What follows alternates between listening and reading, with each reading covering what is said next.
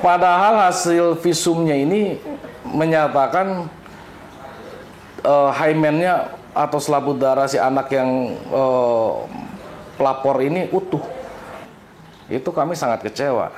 Kami menemukan fakta-fakta di proses persidangan yang ternyata itu kontradiktif dengan tuduhan. Gimana seseorang dituduh melakukan suatu tindak pidana pencabulan dengan cara memasukkan 2 jari ke dalam suatu kemaluan anak, tapi hasil visumnya menerangkan hymennya atau selaput darahnya utuh. Dalam proses pemeriksaan di kepolisian, berdasarkan berkas yang diserahkan oleh jaksa penuntut umum ke majelis hakim, ada 18 orang saksi yang diperiksa dalam proses pemeriksaan. Namun hanya 4 saksi saja yang dihadirkan oleh jaksa penuntut umum dari seluruh saksi yang diperiksa dari rangkaian proses penyelidikan sampai dengan penyidikan. Ketika seseorang anak itu bisa dikategorikan juga sebagai alat bukti. Jadi keterangan anak ini bisa dijadikan sebagai keterangan saksi. Namun perlu digarisbawahi, berdasarkan keterangan ahli dan berdasarkan literatur yang kami baca, keterangan anak ini ketika harus dijadikan sebagai alat bukti harus ada kekuatan di dalamnya. Jadi keterangan anak ini harus memiliki kesesuaian dengan keterangan saksi-saksi lain.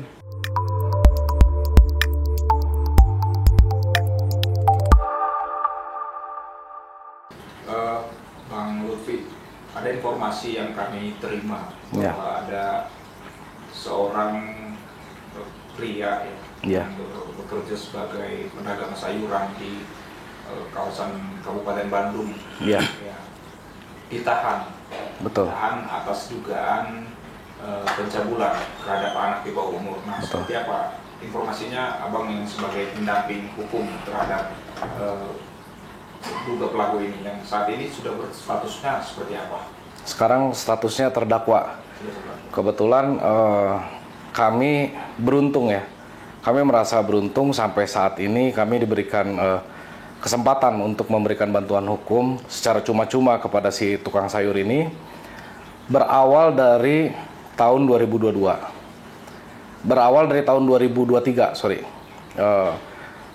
pada tahun 2023 ada seorang tukang sayur, seorang yang berprofesi sebagai tukang sayur datang ke kami memohon bantuan hukum kepada kami karena yang bersangkutan ini dilaporkan oleh tetangganya dengan laporan dugaan tindak pidana pencabulan. Padahal tukang sayur ini menyatakan tindak pidana tersebut tidak ada. Nah, kami pada saat itu penasaran. Kami penasaran, apakah ada atau tidaknya dulu tindak pidana ini. Pertama kami melakukan interview, kami melakukan wawancara dengan keluarga. Sebelum dilaporkan ini masih keluarga tukang sayur ini kita interview apa segala macam yang menyatakan bahwa ternyata yang mendasari laporan si tukang sayur ini ke pihak kepolisian karena adanya persoalan dendam pribadi antara si tetangganya ini dengan si tukang sayur, bukan didasari adanya suatu peristiwa pidana. Nah, menariknya di situ. Lalu kita bersama-sama, saya sama Maruli, mendampingi proses ini dari proses penyelidikan di kepolisian. Kenapa sih ada peristiwa laporan ini? Itu yang kami gali pada saat itu. Peristiwa ini didasari laporan ini hanya berdasarkan adanya 3 buah video. Jadi tetangganya ini memperlihatkan adanya 3 buah video ini kepada penyidik, yang mana videonya ini, di dalam materi videonya ini ada seorang anak yang diarahkan oleh ibunya untuk menerangkan suatu peristiwa pencabulan yang dilakukan oleh si terlapor. Nah, atas dasar itulah si pelapor membuat laporan kepolisian. Setelah dibuat laporan kepolisian, si pelapor ini berdasarkan proses penyelidikan yang dilakukan oleh kepolisian, anak pelapor ini dilakukan pemeriksaan guna mencari apakah ada suatu peristiwa atau tidak, apakah ada suatu peristiwa pencabulan atau tidak. Nah, si anak ini diperiksa Pada saat itu di Rumah Sakit Umum Daerah Oto Iskandar Dinata di RSUD Soreang itu. Nah, hasil pemeriksaannya itu pada saat proses penyelidikan tidak dibuka oleh penyidik. Tidak dibuka, tidak diberitahukan kepada kami apa segala macam. Fatalnya ketika proses persidangan yang saat ini sedang berlangsung, terungkaplah suatu fakta yang menurut kami ini keterlaluan. Artinya bagaimana mungkin seseorang sudah menjalani penahanan selama 8 bulan. Padahal hasil visumnya ini menyatakan hymennya atau selaput darah si anak yang pelapor ini utuh. Atau menerangkan bahwa tidak ada peristiwa yang dituduhkan itu. Begitu, Bang Daniel, kurang lebihnya. Jadi peristiwa ini kami membuat kami membuat kesimpulan bahwa ada suatu rekayasa hukum dan kriminalisasi buat si tukang sayur. Yang mana hal ini saat ini menjadi fenomena hukum yang artinya proses penegakan hukum kita itu harus lebih objektif dan normatif, begitu, Pak Daniel. Baik, berarti dari hasil visum itu tidak terbukti, Bang, ya? Ada tindakan pelecehan seksual secara fisik terhadap anak ini. Betul. Jadi hal yang dilaporkan, ya kan? Hal yang dilaporkan itu ada suatu tindakan pencabulan berupa memasukkan jari si terdakwa ini kepada si anak, ya kan? Namun hasil visumnya itu utuh. Itu diterangkan oleh saksi yang memeriksa visum. Ada dokter Amran dari RSU Oto Iskandar Dinata. Diperiksa dalam persidangan, dokter Amran memberikan keterangan yang yang konsisten sesuai dengan hasil visum itu. Artinya dia memberikan keterangan persidangan sesuai dengan apa yang ditemukan fakta dalam proses pemeriksaannya. Sama seperti hal begini, ada seseorang yang dituduh telah melakukan penusukan, katakanlah dikenakan pasal 351, sehingga korbannya ini mengalami luka. Namun hasil visumnya ini tidak menyatakan adanya luka robek. Nah, bagaimana yang seperti itu? Jadi dalil-dalil atau proses hukum yang demikian itu ya harusnya penyidik sudah bisa menyimpulkan ada atau tidaknya tindak pidana itu ya dari hasil investigasi sains, begitu. Oke. Terhadap klien Bang Lutfi sendiri ya, yang bekerja sebagai pedagang sayuran ini sudah dilakukan penahanan selama 8 bulan. 8 bulan, ya? Betul. 8 bulan dengan bukti yang dari pelapor ini adalah video tadi. Iya, petunjuk, betul. Petunjuk, salah satu petunjuk yang memberikan. Seperti apa kondisi saat ini dari si terlapor yang dalam hal ini terdakwa? Apakah dalam untuk hidupnya sehari-hari setelah ditetapkan sebagai tersangka dan naik lanjut? Itulah kondisinya saat ini. Nah, ini saya paling sensitif nih masalah-masalah seperti ini. Artinya seseorang dilakukan penahanan selama 8 bulan gitu, dengan kehilangan pekerjaannya, dengan dicabut hak asasi atau kebebasan dia untuk melakukan hal-hal yang biasanya, otomatis klien kami merasa sangat dirugikan. Belum lagi goncangan psikologisnya, terus penderitaan keluarganya, belum lagi isu yang berkembang di luar di masyarakat. Kalau kita masyarakat mendengar sepintas pasti perkara pencabulan itu kita pasti tanpa kita mengkaji, tanpa kita menganalisa pasti kita tersulut duluan. Namun betul, namun di sini ya inilah maksudnya beruntungnya kita punya profesi advokat ini, kita punya kesempatan untuk mendalami, punya kesempatan untuk mencari fakta-fakta. Nah, ketika proses pendalaman fakta itu sehingga kita punya keyakinan, itu juga disesuaikan dengan instrumen hukum yang ada. Idealnya kan harusnya ya rangkaian proses penyelidikan, penyidikan, sehingga tahap penuntutan itu dalam perkara seperti ini harus dilakukan secara hati-hati, begitu, dan dengan metode-metode yang modern, gitu. Jadi artinya ketika, nah ini transparansi juga, mengenai transparansi juga, ketika hasil visum itu tidak diberitahukan kepada kami selaku penasihat hukum, itu kami sangat kecewa. Kami menemukan fakta-fakta di proses persidangan yang ternyata itu kontradiktif dengan tuduhan. Kenapa nggak sebaiknya dari awal bisa menyimpulkan? Kenapa bisa dari proses penyelidikan ini naik ke proses penyidikan? Ada hal apa? Saya yakin di situ ada kekeliruan, begitu Pak Daniel. Oke, nah menarik ya Bang, masalah kekeliruan ini. Betul. Kan dari awal aku sudah menyampaikan bahwa ada dugaan kriminalisasi terhadap si pedagang sayur ini. Nah, seiring berjalannya waktu dalam fakta-fakta persidangan seperti itu, apa yang membuat tim Kita berkeyakinan gitu ya. berkeyakinan wah ini bisa dikatakan sebagai korban? Oke, ada beberapa hal yang akan saya sampaikan. Yang pertama, kenapa kami berkeyakinan bahwa ini suatu rekayasa kasus? Itu ekstrim sekali bahasanya. Rekayasa kasus dan kriminalisasi. Yang pertama, laporan ini didasari oleh yang pertama. Jadi ada beberapa hal. Yang pertama adalah laporan ini didasari oleh adanya video yang dibuat oleh ibu dan anak korban. Begitu. Itu laporan ini hanya didasari pada itu. Yang kedua,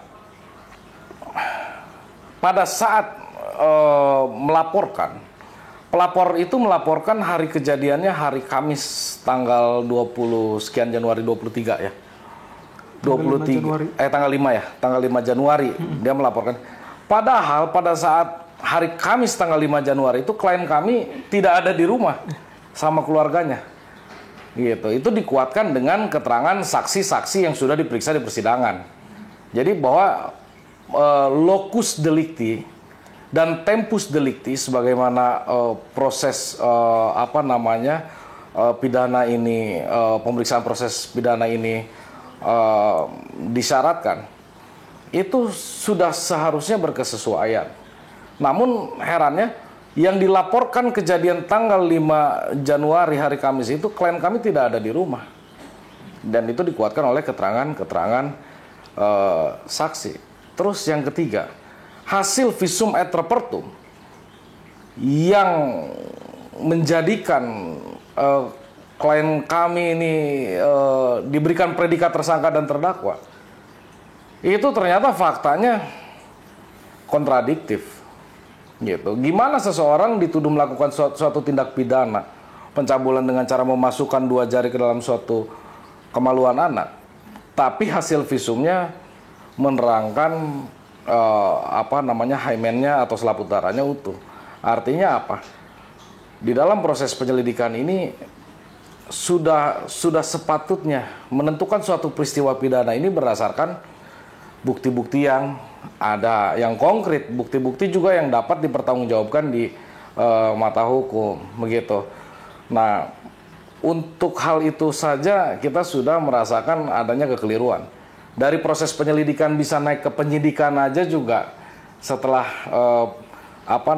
penyidik dalam hal ini mengantongi suatu hasil visum yang ditutupi sampai proses persidangan kita baru lihat berdasarkan berkas dakwaan, begitu.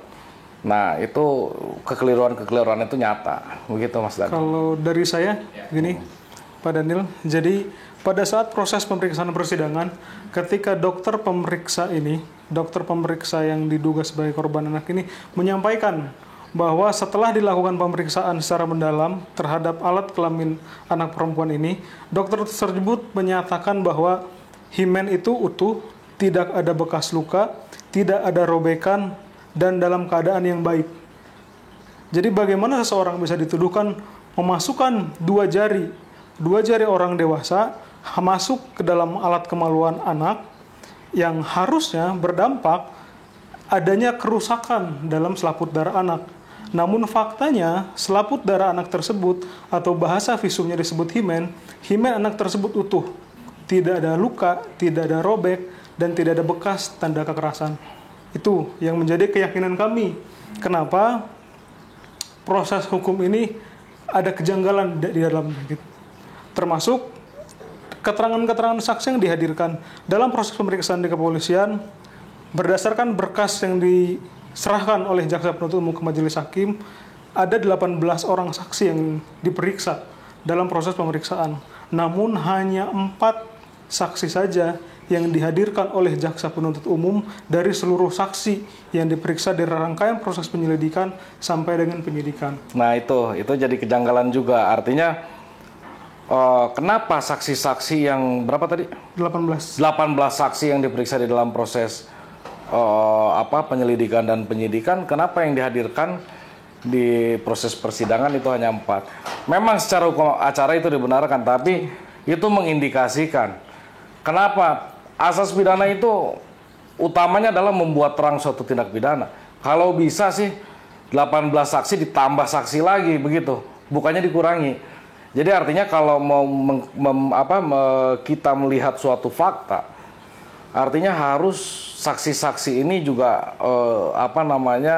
memberikan keterangan secara utuh, dan saksi yang sudah diperiksa ini 18.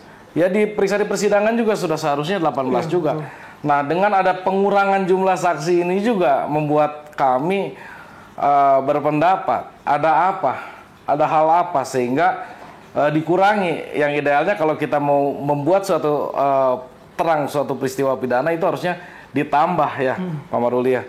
Jadi artinya kejanggalan-kejanggalan itu ya kebenaran itu akan mencari jalannya sendiri, itu sih yang pasti. Ya. Mas Daniel. Ya, dari berbagai fakta-fakta persidangan. Nah, seperti apa reaksi dari keluarga korban? Apa reaksi untuk pertama kali setelah berjalannya persidangan atau mungkin sebelum terjadinya persidangan? Apakah ada reaksi-reaksi yang mungkin layaknya seorang bapak gitu kepada anaknya, mungkin bereaksi yang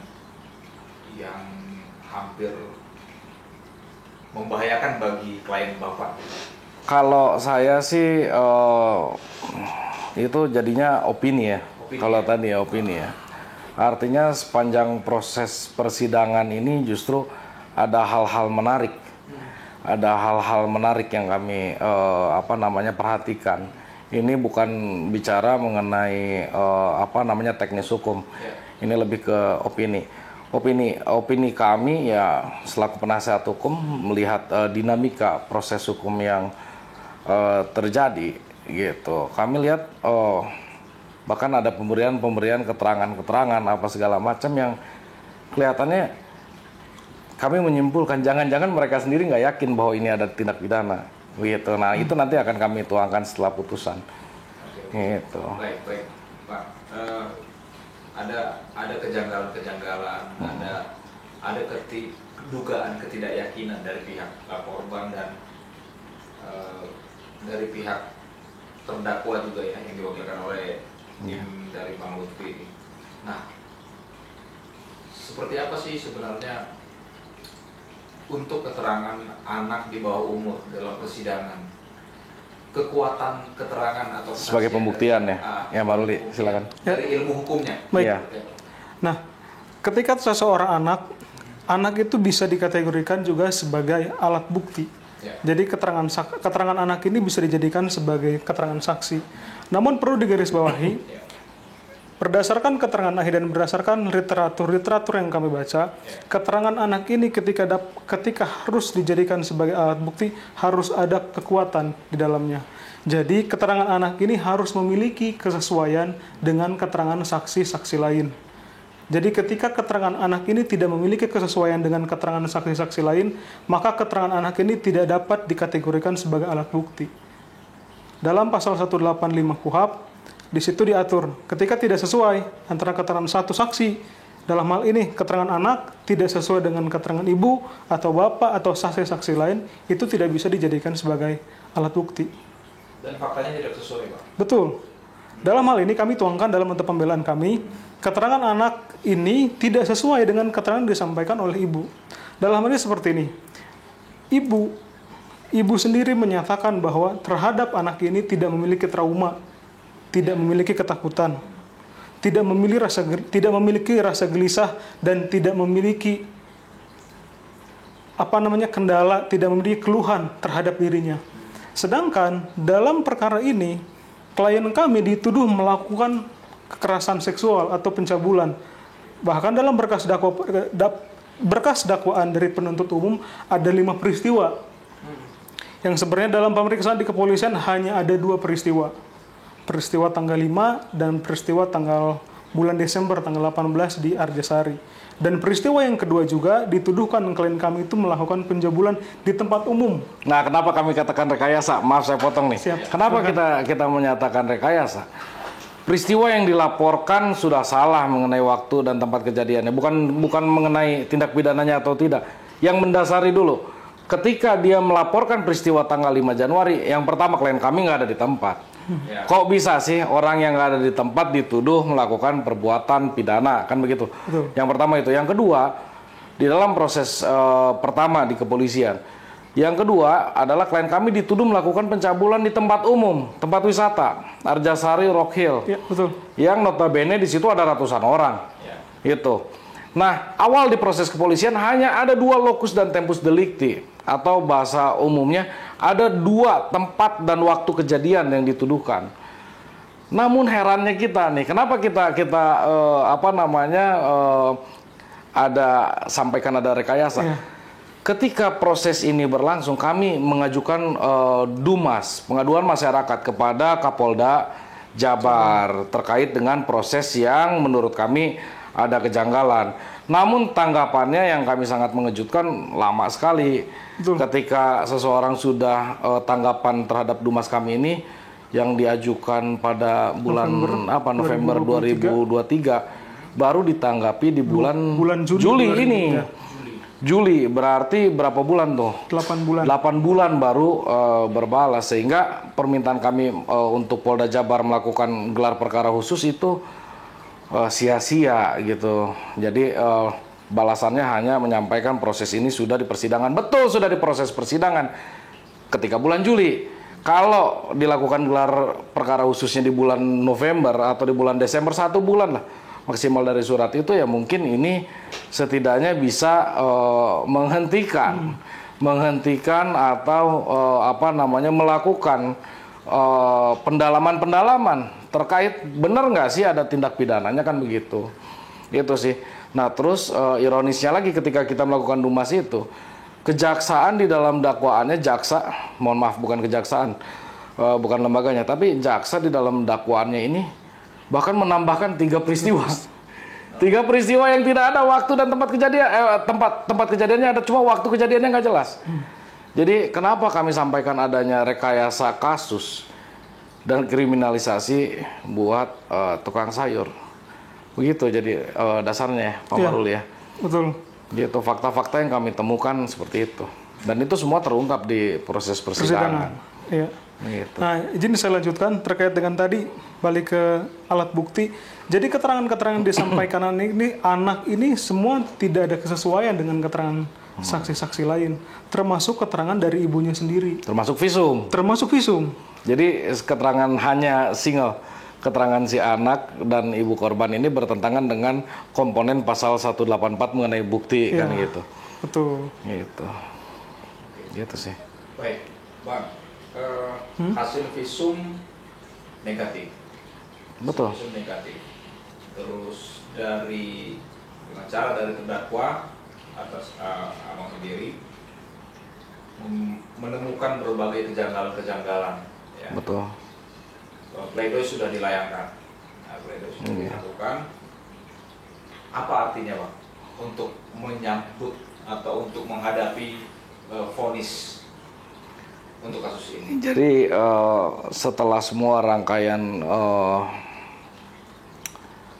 upaya pembelaan yang kami lakukan dari sejak proses penyelidikan sampai dengan persidangan kali ini, kami akan menghadapi sidang putusan.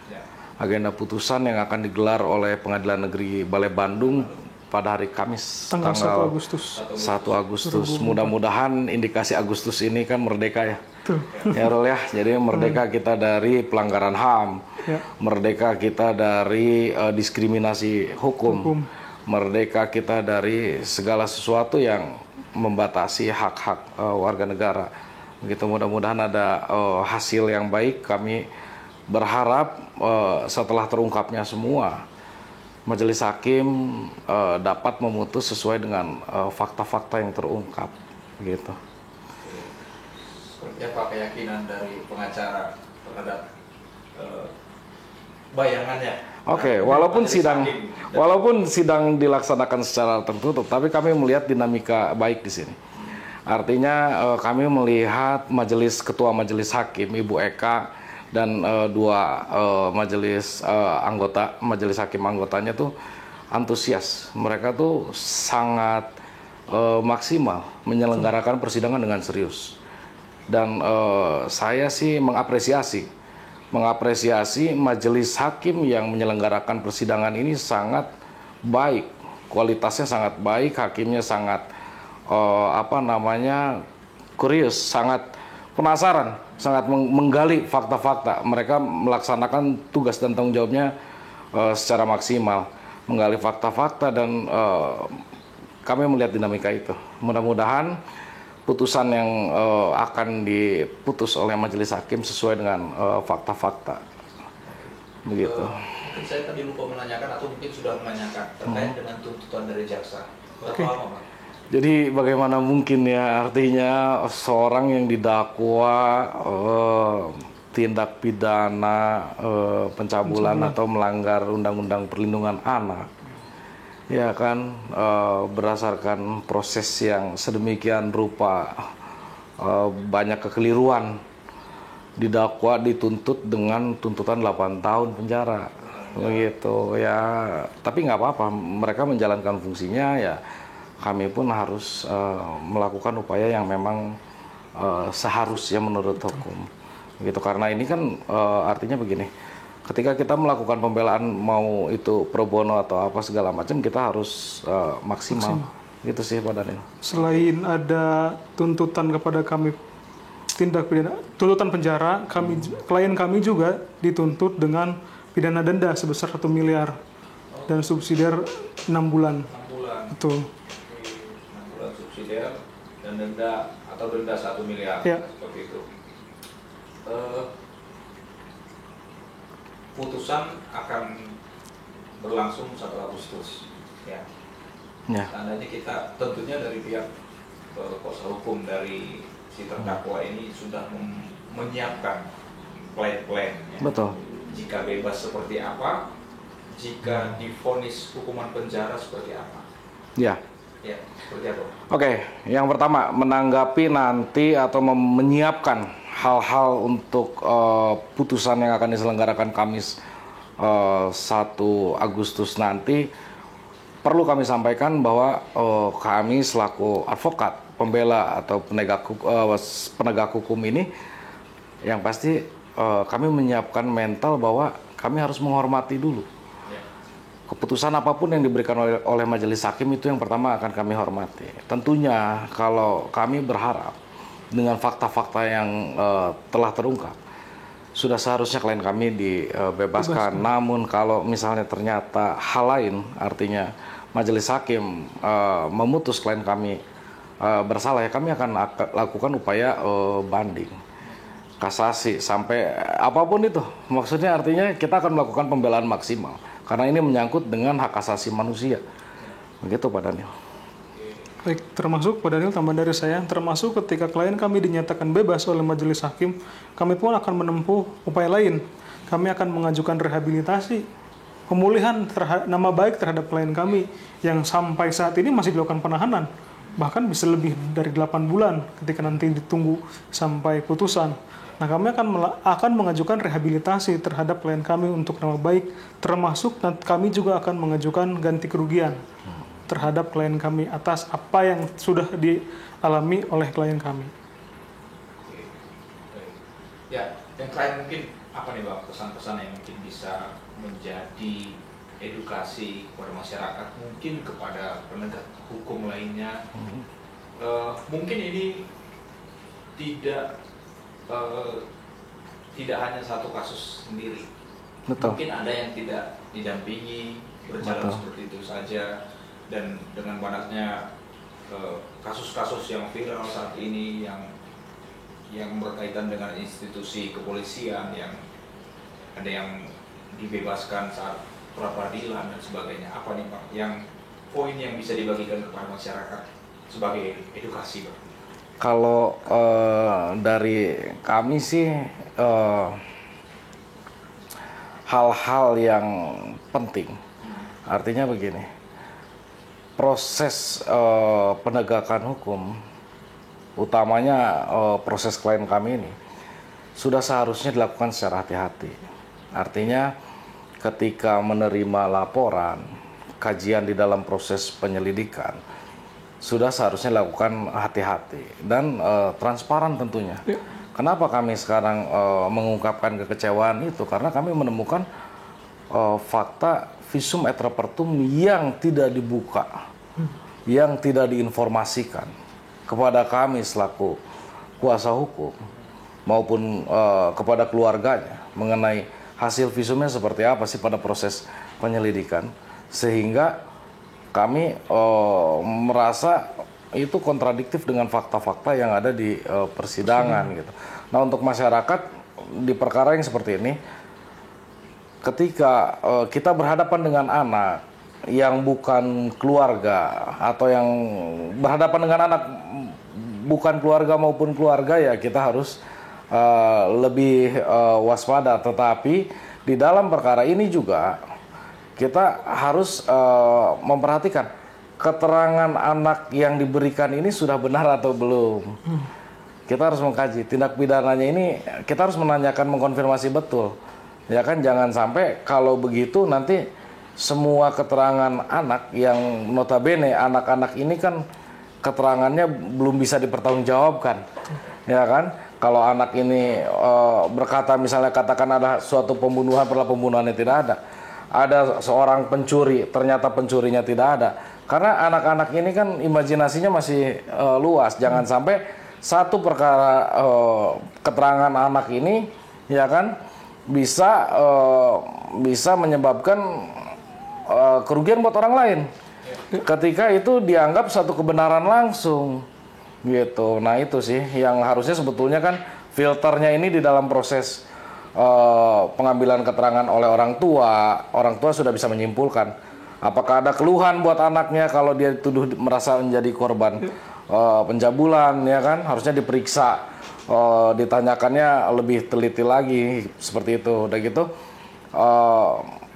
proses laporan polisinya juga harusnya dilakukan secara teliti dan hati-hati, karena ini berkaitan dengan ancaman hukuman yang tidak sebentar dan berat ancaman hukumannya begitu. Jangan sampai perkara orang dilaporkan menjalani hukuman yang berat padahal kesalahannya tidak ada atau perbuatannya tidak ada. Nah itu yang kita perhatikan, Mas Daniel. Oke, baik Bang. Ada berkas ya, pledoi yang sempat kami bacakan. Ya. Saya membaca, pelajari secara sedikit, ada 173 halaman ya. Betul. Ya. Di sana ada tertulis bahwa ada upaya untuk damai. Betul. Ada upaya untuk damai dari pihak korban dengan terdakwa. Iya. Nah, infonya yang tertulis di sini ada menghalangi nih dari pihak terdakwa. Kami penasihat hukum. Upaya damai. Ya, dari di sini dari Lutfi. Iya. Nah, betul. Seperti apa Bang konfirmasinya Bang? Pada saat menjalani proses penyelidikan, kami sebetulnya sudah meyakini berdasarkan keterangan saksi-saksi yang diperiksa di proses penyelidikan, ya kan, bahwa tindak pidana itu tidak ada, sebetulnya kan begitu. Nah, kami kaget dengan adanya proses gelar perkara yang menetapkan klien kami sehingga naik ke tingkat penyidikan. Ketika proses penyidikan itu sempat ada permintaan, ya kan, karena kita budaya timur, ya kan, baik keluarga korban maupun keluarga terlapor pada saat itu, ya kan. Sempat ada rencana untuk musyawarah, namun kita tidak sependapat karena musyawarah atau restoratif justice atau mediasi itu dilakukan ketika kesalahannya ada, sedangkan berdasarkan fakta-fakta yang kami temui di dalam proses itu kesalahannya tidak ada. Bagaimana mungkin seseorang yang tidak melakukan kesalahan itu harus mengadakan restorasi? Seharusnya melalui proses yang objektif, hal itu sudah dapat dicegah, begitu. Jadi kami mencegah atau kami tidak menyarankan klien kami untuk melakukan perdamaian. Namun ada beberapa hal. Ketika klien kami dilakukan penahanan, ada upaya-upaya penasehat hukum, ada upaya-upaya, ada pihak-pihak yang di luar kami yang ingin menyelenggarakan restoratif justice. Nah, inilah akhirnya pemahaman mengenai restoratif justice ini ya harus dikenal secara utuh, karena restoratif justice itu berdasarkan peraturan kepolisian itu hanya diselenggarakan ketika perbuatannya ada, sehingga kerugian apa yang ditimbulkan, dan menurut hemat kami tidak ada upaya tidak cocok upaya restoratif justice kalau pidananya memang ada. Kalau pidana terhadap anak ini ada, jangankan upaya restoratif justice, mendampingi pun sebetulnya kami keberatan, begitu. Kalau memang perbuatannya ada, cuma kan dalam perkara ini perbuatannya tidak ada, begitu. Kami mempertahankan keterangan-keterangan klien kami, keterangan-keterangan fakta-fakta saksi-saksi yang sudah diperiksa, yang menyatakan bahwa tindak pidana ini tidak ada, gitu. Sehingga kami mencegah klien kami dan keluarganya untuk mengadakan itu, gitu, Pak Daniel. Karena di tengah jalan nih berarti ya. Betul, nah, betul. Karena syaratnya restoratif justice itu kan pidananya ada dulu, pidananya ada, kerugiannya ada, ya kan? Kerugian yang diakibatkan oleh tindak pidana itu ada. Baru diselesaikan melalui jalur atau pemilihan restoratif justice. Itu baru bisa diselenggarakan. Namun menurut hemat kami dan pemahaman hukum kami, di dalam perkara pencabulan ini tidak mengenal restoratif justice kalau itu menyangkut dengan ancaman hukumannya di atas minimal 5 tahun, dan ini tindak pidana yang meresahkan masyarakat menurut kami, begitu. Jadi artinya untuk tindak pidana seperti ini tidak mengenal restorasi justice, begitu Pak Danda. Download Tribun X sekarang, menghadirkan lokal menjadi Indonesia.